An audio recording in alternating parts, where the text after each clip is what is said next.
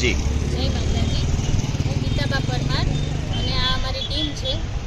અમે લોકો જામનગરથી, અમદાવાદથી, સુરેન્દ્રનગરથી અલગ અલગ સિટીમાંથી બધા અહીંયા આજે જે મિટિંગ છે ગણેશગઢ ખાતે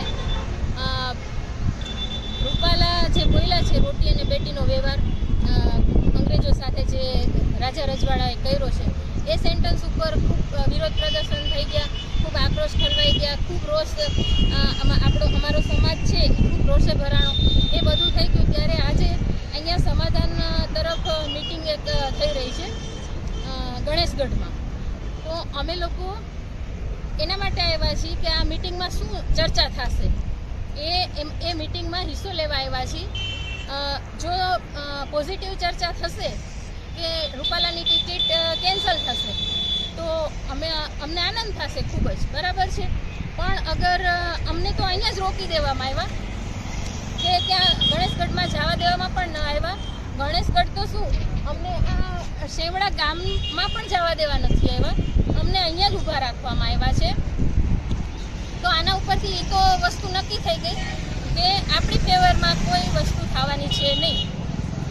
અને પોલીસ છે એ જે રાજકીય ઈશારે કામ કરી રહી છે ને અમને અત્યારે રોક્યા છે પોલીસે. ક્ષત્રિય સમાજ તરફથી તમે શું મેસેજ આપવા માંગો છો ભારતીય જનતા પાર્ટીને?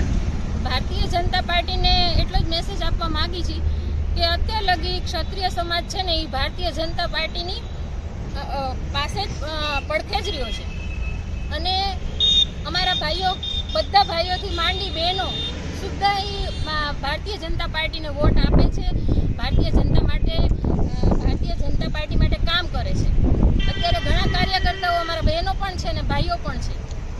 શું આમાં નિર્ણય નહીં લેવાય તો તમે શું પગલાં લેશો? નિર્ણય નહીં લેવાય ને તો અમે જબરજસ્ત પગલાં લેશું. રૂપાલાની ટિકિટ તો કેન્સલ થવી જ જોઈએ.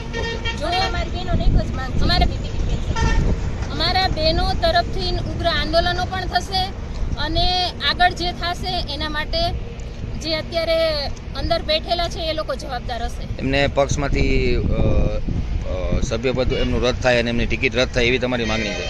હા, સભ્યપદ રદ થઈ જાય, ટિકિટ કેન્સલ જ થઈ જાય. આખા ભારતમાંથી ક્યાંયથી ટિકિટ એને ન મળવી જોઈએ. રાજકોટ તો ઠીક છે પણ ભારતમાંથી પણ ક્યાંય ટિકિટ ન મળવી.